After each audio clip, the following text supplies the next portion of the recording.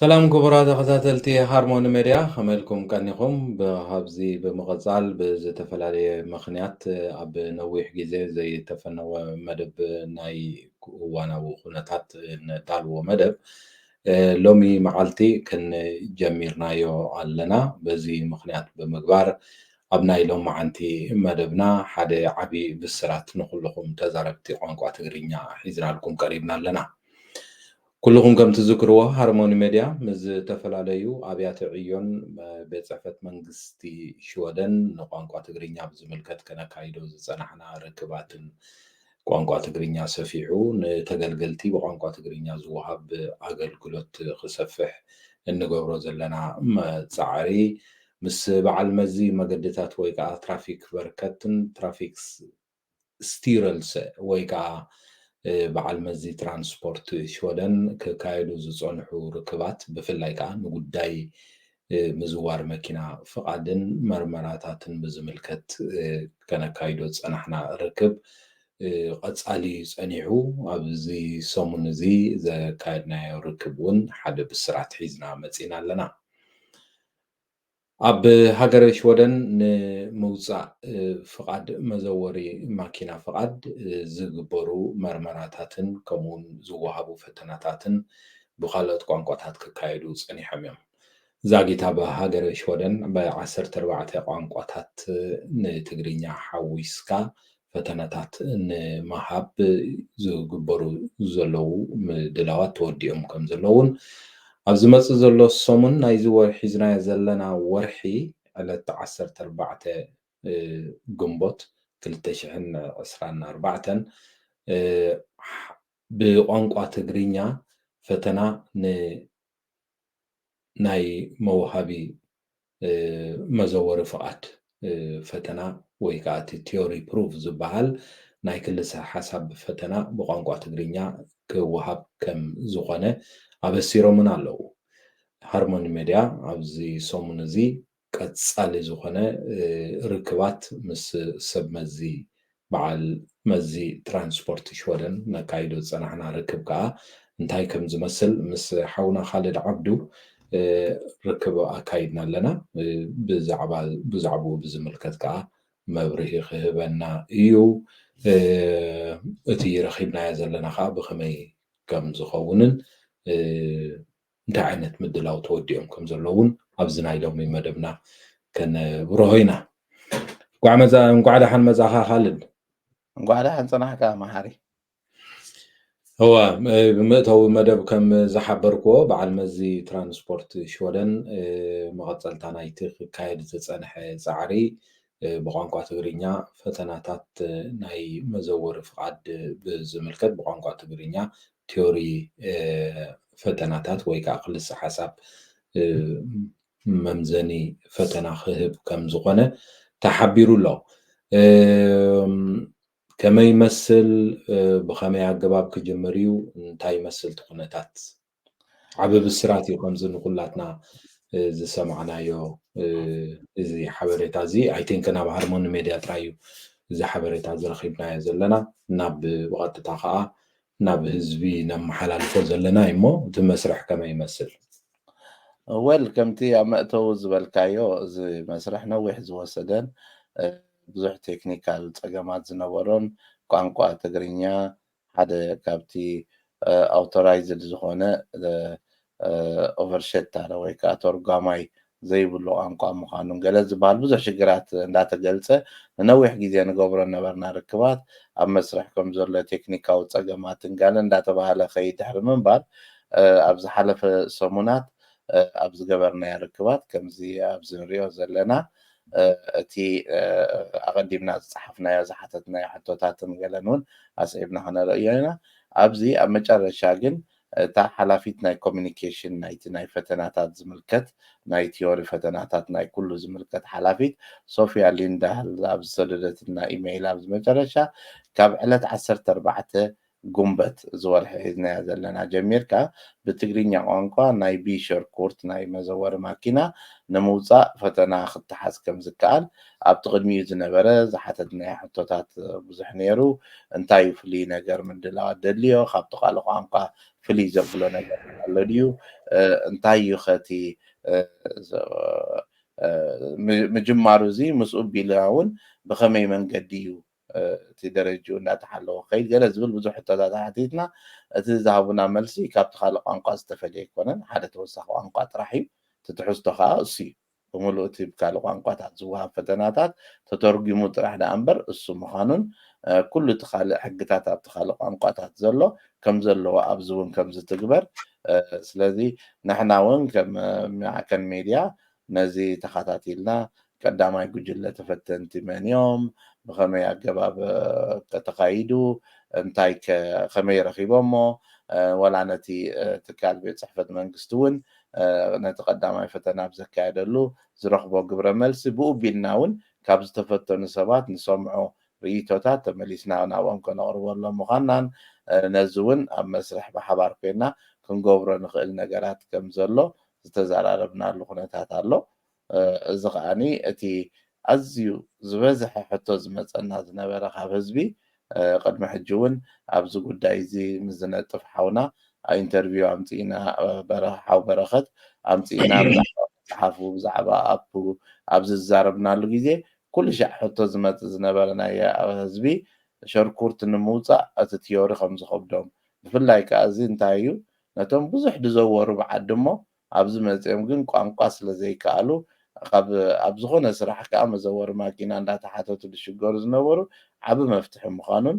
እዚ ከዓ ብኩሉ እቲ ሰብ ክጥቀመሉ ከም ዘለዎ እንዳሓበርና ዓብ ብስራት ከም ዝበልካዮ ምናልባት ካልኦት ተዛመድቲ ሕቶታት እንካን ሃባ እንዳበልና ክንከይን ምእንቲ ኣብዚ ደው ከብሉ እሞ እዚ ግን ድሕሪ ነዊሕ ፃዕርን ድሕሪ ብዙሕ ውፅኢት ብዙሓት ሰባት ዝደኸምሉ ስለዝኾነ ንኩሎም ኣብዚ ጉዳይ ዝኣትዮም ድዋስኡ ዝነበሩ ዝግባእ ምስጋና እንዳሃብና ከም ማዕከን ዜና ከዓ ንኩሉ ድሕሪ ምጅማር ዘሎ ሓጎፅጎፃትን ኣከያይዳን እንዳፀብፀብና ከነምፅእ ምዃንና ከዓ እግረ መንገድና ክሕብር ይፈቱ هو ሕጂ እቲ ብቋንቋ ትግርኛ መበል 14 ቋንቋ እዩ ቋንቋ ትግርኛ ሕጂ ኣብቲ ስርዓተ መሃብ ፈተና ናይ ምዝዋር መኪና ክልተ ሓሳብ ፈተና ቅድሚ ሕጂ ብትግርኛ ክገብሩ ዝደልዩ ሰባት ባዕላቶም ተርጎምቲ ቆፂሮም ወይ ከዓ ናይ ተርጎምቲ ክፍሊት ከፊሎም ተዘይተጋግየ ናይ ተርጎምቲ ከፊሎም እዮም ነቲ ተርጓማይ ባዕሎም ከፊሎም ነቲ ፈተና የተርጉምዎ እሞ ኣብ እዋን ፈተና ተርጓሚ ይሕግዞም ነይሩ ዝበሃል እዚ ከማን ብሓደ ከማልእዎም ዘለዎ መምዘንታትን ረቋሕታትን ምስ ኣቕረቡ እዩ እቲ በዓል መዚ ዝፈቅድ ነይሩ እሞ ሕጂ ፍሉይነት ናይዚ ቋንቋ ትግርኛ ተኣታትዩ ዘሎ ፈተና ምስቶም ካልኦት ቅድሚ ሕጂ ብዓረብ ይኹን ብፐርሽያን ይኹን ብእንግሊዝኛ ይኹን ዝወሃብ እዚ ናይ ቋንቋ ትግርኛ ፍሉይነት እቲ ቴክኒካሊ ከመይ እዩ ክኸውን ወለ እታ ዝበልካያ ምናልባት ኣነ ዘለኒ ሓበሬታ ጌጋ ከይከውን ከዓ እምበር እቶም ተርጎምቲ ብትራፊክ በርከት ከም ዝኽፈሉ ንኩሉ ቋንቋ ዘይክእል ሰብ ኣፅሒፉ ይመፅእ እሞ ተርጎምቲ ኮይኖም ትርጉሙልካ እምበር ኖርማል ተቆፂሮም ዝሰርሑ ባዕሎት መንግስቲ ዝቆፀሮም ምዃኑ እዩ ዝነበረኒ መረዳእታ ኤኒዌይ ሱብቂዑ ሕጂ ካብ ባዕልካ ብዘይ ተርጓማይ ትፍተነሉ ጉዳይ ስለ ዝእቶ ዘሎ ከምኡ እንተኮይኑ ኩሉ ብትግርኛ ክፍተን ከሎ ተርጓማይ ነናቱ ሒዙ ተመፅዩ ፕራክቲካል ክኸውን ኣይክእልን ይውን ምክንያቱ እሱ ክፍተነልካ ክእል እዩ ስኻ ደልየ እንዳበልካ ተክበበልካ እውን ከፊልካ ተምፂኻዮ ፕራክቲካሊ ልክዕ ክኸውን ኣይክእልን እዩ ማለት እዩ ስለዚ እቲ ዝነበረ ገባብ እሱ ብከምኡ ዝነበረ እዩ ዘለኒ መረዳእታ ግን እንታይ ትፍልልይ ሕጂ ዝበልካዮ ሰብ ከይተርጎመልካ ባዕልኻ ቁርብ ትስክፍታ ሕጂ እንታይ እዩ ቋንቋ ትግርኛ ስጋዕ መባእታዊ ቤት ትምህርቲ ኢና ተማሂርናዮ ኣብ ኤርትራ ኣብ ሃይስኩል ደረጃ ኣይትመሃሮን ኢኻ ሕጂ ቴክኒካል ቃላት ቅድሚ ሕጂ እውን ምስ ሓዊ መብራህቱ ተዛረብናሉ ግዜ ብዙሕ ዘሸገሮ ነገር ኣብ ምትርጓም እንታይ ነይሩ ገለገለ ቴክኒካል ኣስማት ብትግርኛ ቋንቋ ክትረኽበሎም ኣይትኽእልን ኢኻ ሕጂ ስኻ እታ ኤግዛክት ቃል ትግርኛ ክጥቀሙ ኢሎም ቶም ተርጎምቲ ተምፅዮማ እቲ ሰብ ሰሚዕዎ ዘይፈልጥ ሕጂ መትረብ ማያት እንተይልካ መትረብ ፈሊጥ ዘይፈልጦ ሰብ ክህሉ ክእል ኣብ ትግርኛ ብጣዕሚ ይሽገር ነይሩ። እዚ ጋዜጠኛታት ኮይና ምሰርሓሉ ነበርና ግዜ ትፈልጦ ኢኻ ንስኻ ማለት መትንታተይ ደው ኢሎም ይብለካ ሓደ እሞ መትኒ ንክንፈልጥ ንሽገር ነርና። ተመሊስካ ዲክሽነሪ ከድካ ትሪእየሉ ገለ እዩ። ሕጂ ከዓ እሞ ቴክኒካል ነገር ክኸውን ከሎ ኣብኡታት ቁሩብ ናይ ቋንቋ ከመይ ክኸውን ይኽእል እዩ ዝብል ኤግዛይትመንት ኣለዎ ብኣና ሸነኽ። ንዕኡ ከዓ ከይድና ነቶም ቀዳሞት ተፈተንቲ እዚ ደኣ ትግርኛ ኢልኩም ግእዝ እንዲኹም ኣቐሪብኩምልና ድዮም ክብሉ ወይስ ክኢሎም ድዮም ብፅቡቅ እንኳዕ እዚ ደኣ እንኳዕ ከም ዝኾነ ኢሎም ድዮም ክወፁ ትስምዒት ግብረ መልሲ ተኸታቲልና ተመሊስና ክነምፆ ኢና። ክመሓየሽ ዘለዎ ነገራት ተሎ ንሕና እውን ነቲ ኔቸር ናይቲ ሕቶታት ርኢኻ ኢንፑት ክኣትዎ ዘለዎ ነገር እንተሎ መን እዮም ብድሕሪ ናይቲ ምትርጓም ኮይኖም ተርጊሞሞ ደለዎ ዓቕምታቶም ከመይ እዩ። ቅድሚ ሕጂ ኣነ ናይ ቋንቋ ከምዚ ስፕሮግራም ስካረ ኮይነ ዝተወሰነ ግዜ ሰሪሐ ነይረ ብኣርቤስ ፎርሜሊንግ ኣብ ዝነበርኩሉ ግዜ። ሕጂ እቲ ሽግር እንታይ እዩ ብቋንቋ ትግርኛ ተባሂሉ ተርጎምቲ ተባሂሉ ኢትዮጵያውያን ተዛረብቲ ቋንቋ ትግርኛ ይትርጉምዎ ነቲ ማተርያ። ሕጂ ንሶም ምስ ተርጎምዎ 3 ኤክስትራ ኣልፋቤት ኣለዋ። ሎሚ ብኤርትራ ደይ ንጥቀመለን ኣብ ኢትዮጵያ ዝጥቀሙለን ፀፀሓይ ሃሌታሃ እንደገና ከዓኒ ሰንጉስ ከዓ ነይራ። ስለዚ እዚአን ምስ መፃ ሕጂ ነታ ፀፀሓይ ምስ ተጠቀመ ስናብላ እያ ትመስል እሳ ሕጂ በቃ ነዚ መንእሰይ ናይ ሕማመ ይወለዶ ነዚ ብሕጂ ድሒሩ ትግርኛ ዝተማሃረ ተን ፊደላት ኣይፈልጠንን። ሕጂ ኣብ መንጎ ስናብላ ዘእተኻላ እያ ክትመስሎ እምበር ፀሓይ ኣይፈልጣን። ስለዚ ከምኡ ዓይነት ናይ ቋንቋ ክፍተታት እውን ከይህሉ ምክንያቱ ብኸመይ ቋንቋ ተተርጊሙ ሱታት ፍልል ይሪኦሞ ድዮም ገለ ከመይ ዘለውን ምርኣይ ከድሊ እዩ። ኣብ ልዕሊ እቲ ቴክኒካል ነገር ትትርጉም ምህላውካ ተርጎምቲ ከመን እዮም ነይሮም እቲ ኣስማት ብኸመይ እዮም ተጠቂሞም። ምክንያቱ ወላ ብኤርትራ ተሪኢኻ መዘወሪ ማኪና ከተውፅእ ከለኻ ዳርጋ ልዕሊ ፍርቂ ብጥልያን ቋንቋ ኢኻ ትመሃሮ። ፍሩሴን እንደር ገፅ እንዳበለካ ኣችላተር እንደር ገፅ እንዳበለካ ማኑዋል እንዶ ከም ዝግበር ስቴርሶን ጋዕጅውን ከምኡ እዩ ዘሎ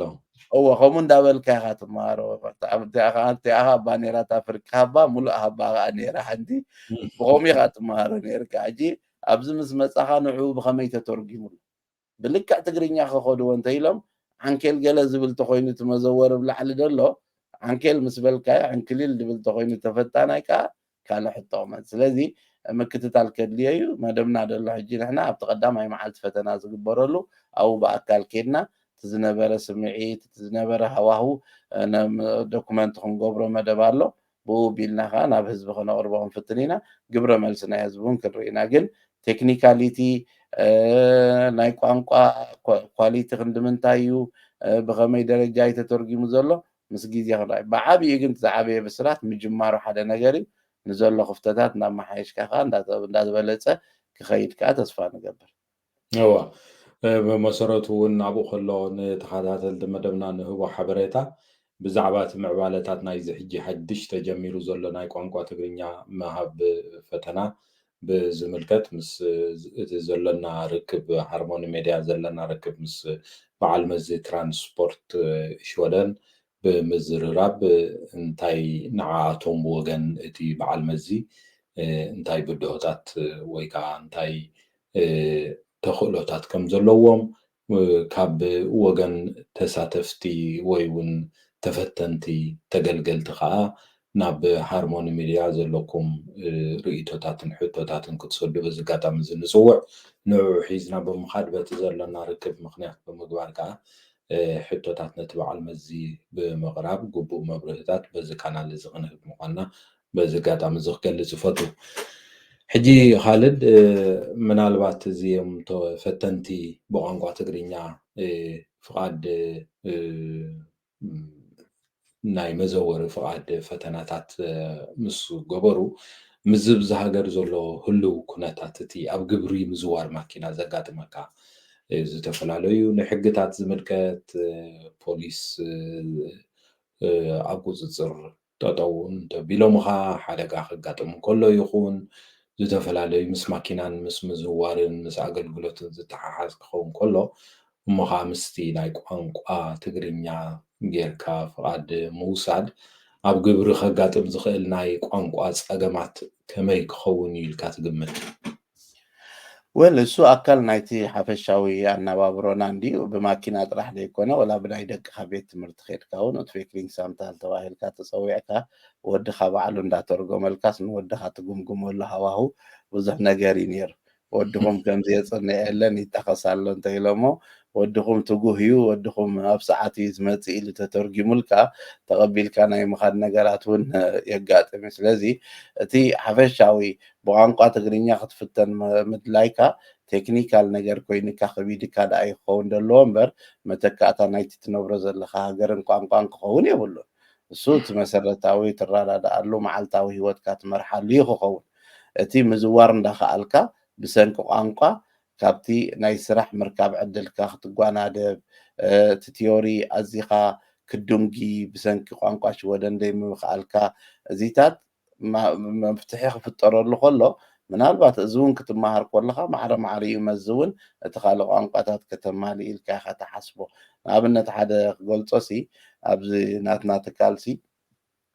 ቲዮሪ ንምህረሉ ዳርጋ ከባቢ 13 ጉሩፕ በፂሕና ነርና። ኣብ ሓደ ጉሩፕ ስጋዕ 80 ተምሃሮ ገለ እዮም ነይሮም። እዞም 80 ተምሃሮ እቲ ቋንቋ ብሽወደን ተፃሒፉ ኩሉ ብሽወደን ዘሎ ብትግርኛ እንዳተተርጎመ እዮም ዝመሃርዎ ነይሮም። ፈተና ግን ከይዶም ብሽወደን እዮም ዝፍተንዎ።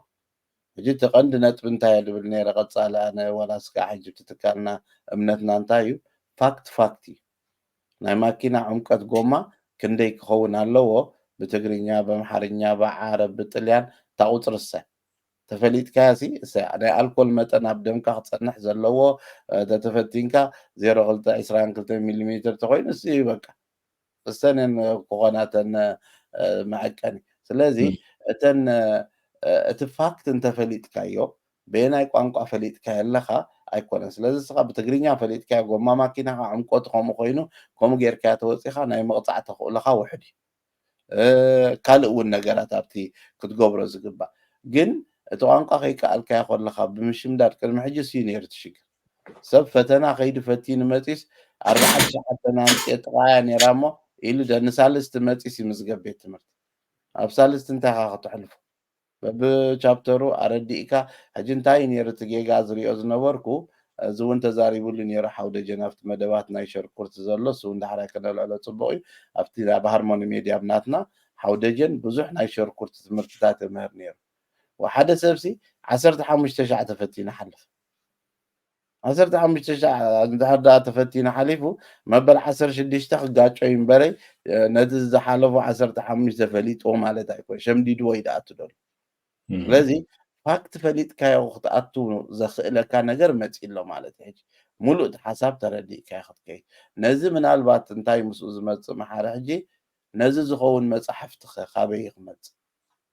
ዘሎ መጽሓፍቲ STR ዝበሃል ዘዳልዎ ከይትርጎም ከልኪሎም ነይሮም ቅድሚ ሕጂ ምናልባት ተገይሮም ኣይፈልጥን ምክንያቱ ብልክዕ ከም ዝተተርጎመስ ከነረጋግጾ ስለዘይንኽእል ኢሎም ኣቢ ነይሮም በዓል ሓው በረኸት ዘዳለዎ መጽሓፍቲ ኣፕ ኣሎ ከምኡ እውን ካልኦት ኣሕዋት ዘዳለዎ በዓል ዮሃንስ ቀሺ ዮናስ ዘዳለዎ ነገራት ነይሩ እሱ እኹል ድዩ ካልእ ብሕጂ ከድሊ ድዩ እዚ ሓደ ካልእ እተን ኣብያተ ትምህርቲ ናይ ሸርኩርቲ ከኣኒ እቲ ፕራክቲካል ምዝዋር ገለ መብዛሕትኡ እቲ ዝኽእል ይሽገር ነይሩ እቲ ዝኽእልሲ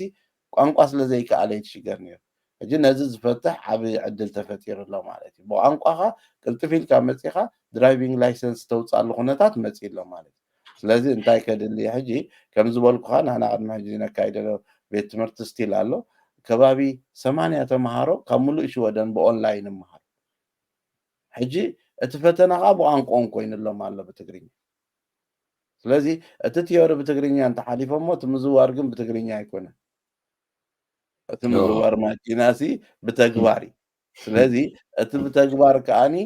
ምስ ኩሉ ከይዶም ነቲ ሕግታት ናይ ቲዮሪ ዝተምሃርዎ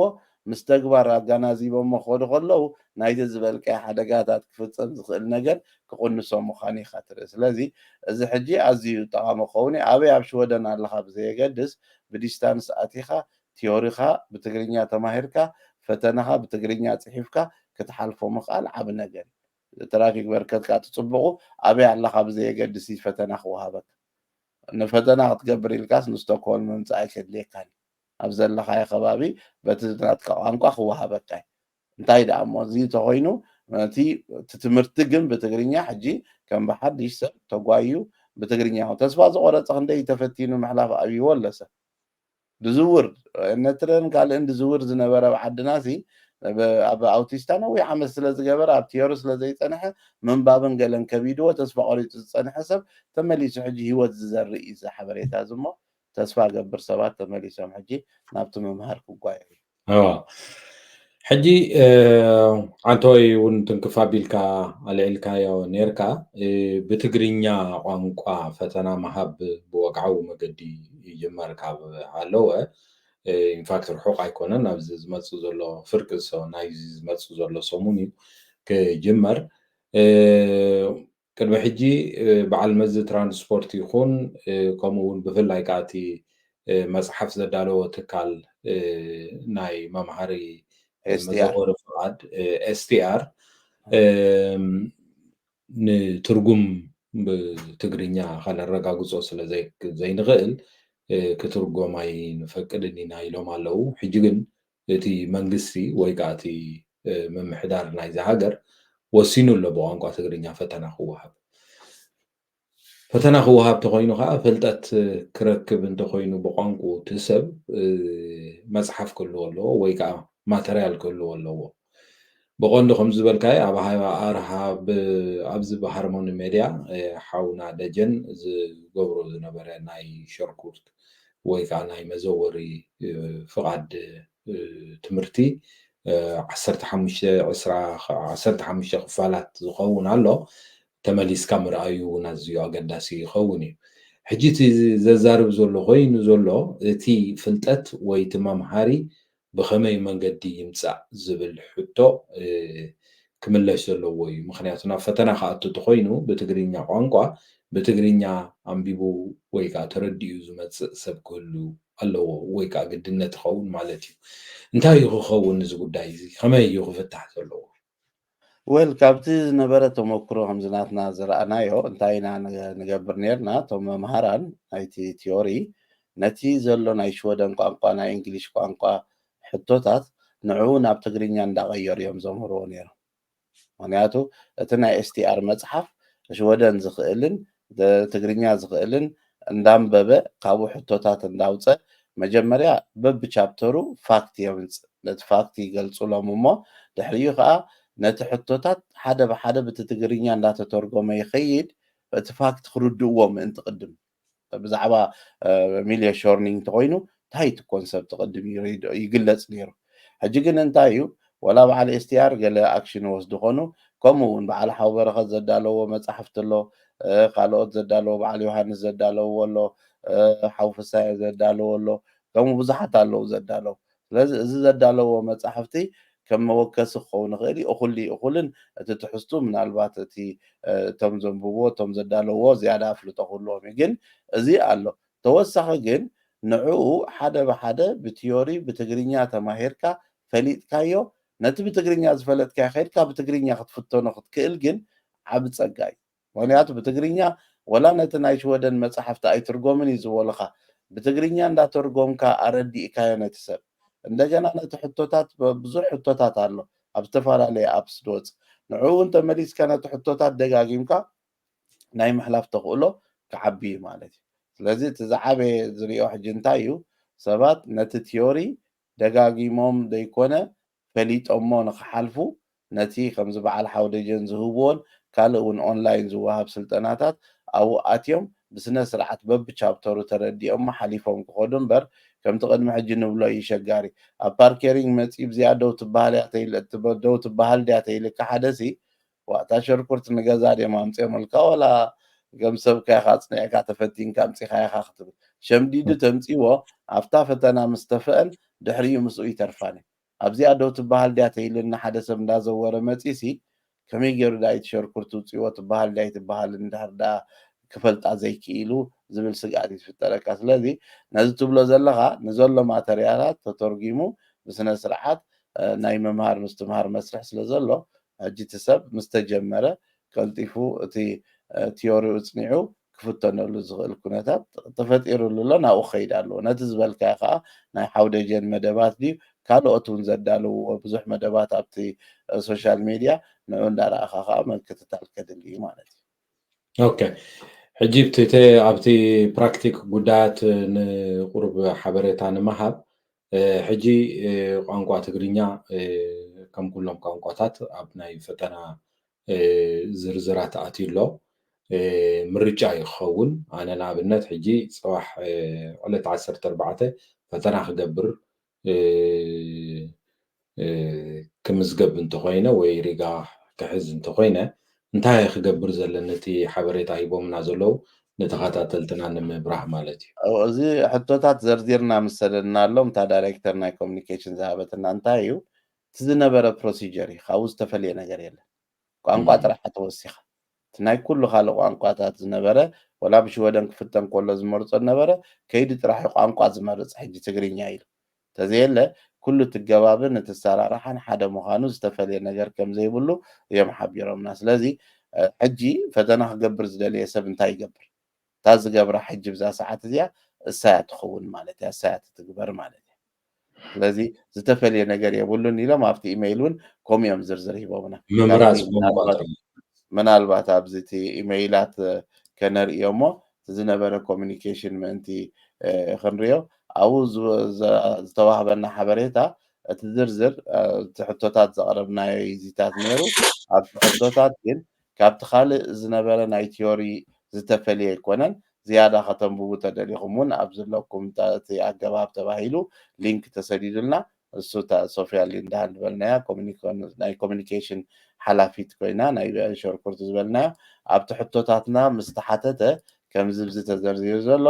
እዚ መበል 14 ኮይኑ ኣሎ ሕጉሳት ኢና ቋንቋ ትግርኛ እውን ኣብኡ ከኣቱ ምኽኣሉ ከምዚ ምዃኑ ተባሂሉ ዝርዝር ኣሎ እቲ ኢንፎርሜሽን ተደሊኹም ምናልባት ሊንክ ጌርና ክንሰደሎም እውን ንኽእል ኢና ብቋንቋ እንግሊሽ ወይ ብቋንቋ ሽወደን እቲ ሓበሬታት ትገባባትን ከምቲ ካልእ ምዃኑን ዝተፈልየ ነገር ከም ዘይብሉን እዩ እዚ ከምዚ ዝበልናዮ ድሕሪ ዝነበረ ርክብና ኣኼባ ስለንኣትሎም መዓንቲ ድሕሪ ኣኼባ ምስ ወፃእና ካብ መዓዝ ከም ዝጅምር ክንሕብረኩም ኢና ተባሂሉ ድሕሪ እቲ ኣኼባ ዝተነገረ እዚ 14 መይ ድብል ዘሎ ስለዚ ፍሉይ ነገር የብሉን ከምቲ ካልእ ቋንቋታት ድፍተኖ ዝነበረ ብከምኡ ገባቢ ዝኸይድ ዝብል እዩ ትመልሲ ተዋሂቡና እሞ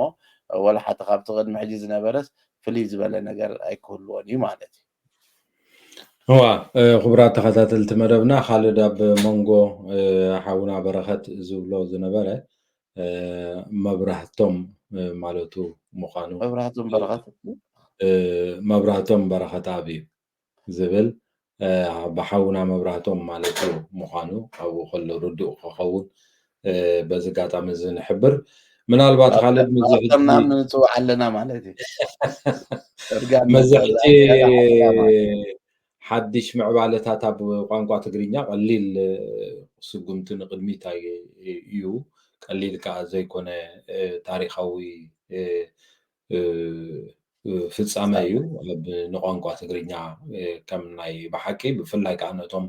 ተገልገልቲ ከምዚ ዝበልካዮ ብዝተፈላለየ መንገዲ ብፍላይ ከዓ ኣብዚ ሃገር መፅኦም ቋንቋታት ዝኸበዶም ሰባት እሞ ግን ከዓ ናይ ምዝዋር ዓቕምታት ብግቡእ ዘለዎም ሕግታት ኣፅኒዖም ዝኸዱ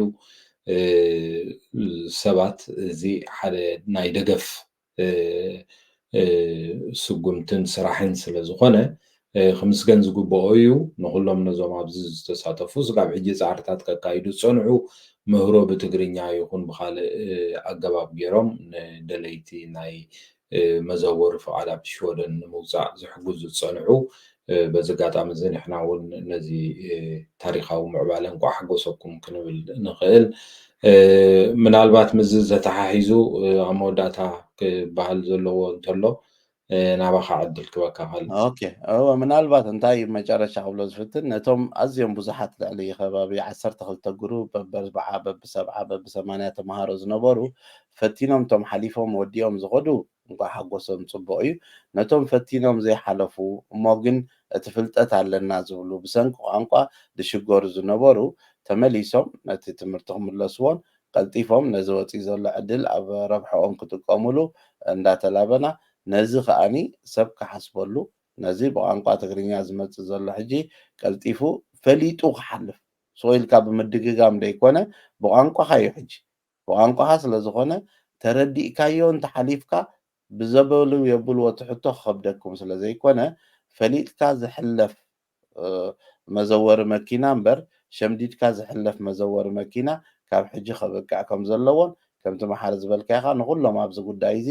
ኢድ ዘንበሩ ተራ ዝተፃወቱ እቲ ግቡእ ምስጋንኦም እንዳሃብና ከም ሃርሞኒ ሚድያ ነዚ እንዳተኸታተልና ድሕሪ ሕጂ እውን ከነቕርብ ምዃንናን ኣብኡ ከኣብቲ ፍፃመ ናይቲ ፈተና ክንዘራረብ ኢና እሞ ተኽእሎ እንተሎ ኣብኡ ከድና ቃለ መሕተትን ገለን ጌርና ክንመፅእ ምዃንና ነቶም ቀዳሞት ተፈተንቲ ክንሓትት ክንፍትን ኢና እዚ ተስፋ ንገብር ንኩሉ ኣፍ ደገ ዝኸፍትን ዝሓሸ ናይ ስራሕ ዕድል ዝፈጥር ክኸውን እንዳበልኩ ኣብዚኣ ደው ከብል ናባኻ መሓሪ ይቀኒልና ካልድ ዝኸበርኩም ተኸታተልቲ መደብና እዚ ትከታተልዎ ዘለኹም ሃርሞኒ ሚድያ እዩ እዚ እዋናዊ መደብ ንድህስሰሉ እዩ ብሓደ ዓብይ ብስራት ከዓ ሎሚ መፂና ነዚ ክሳብ ሕጂ ክትከታተልዎ ፀናሕኩም ብዛዕባ ብቋንቋ ትግርኛ ተጀሚሩ ዘሎ ናይ ቋንቋ ትግርኛ መዘወሪ ፍቃድ ማኪና ንምውፃእ ዝግበር ወይ ከዓ ዝወሃብ ክልሲ ሓሳባዊ ትምህርቲ ብቋንቋ ትግርኛ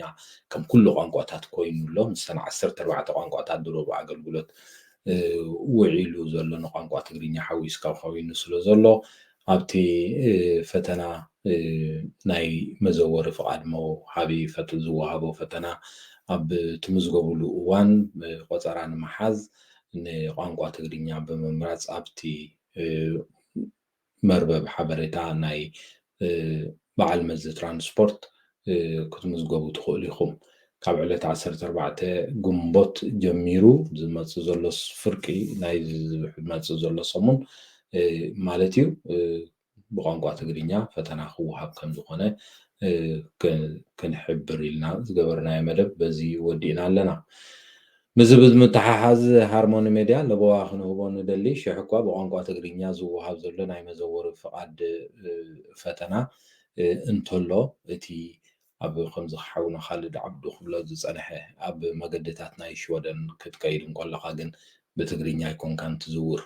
ዳርጋ መብዛሕትኡ ዝግበሩ ርክባት ኮሚኒኬሽን ይኹን ኣብ መገዲ ይኹን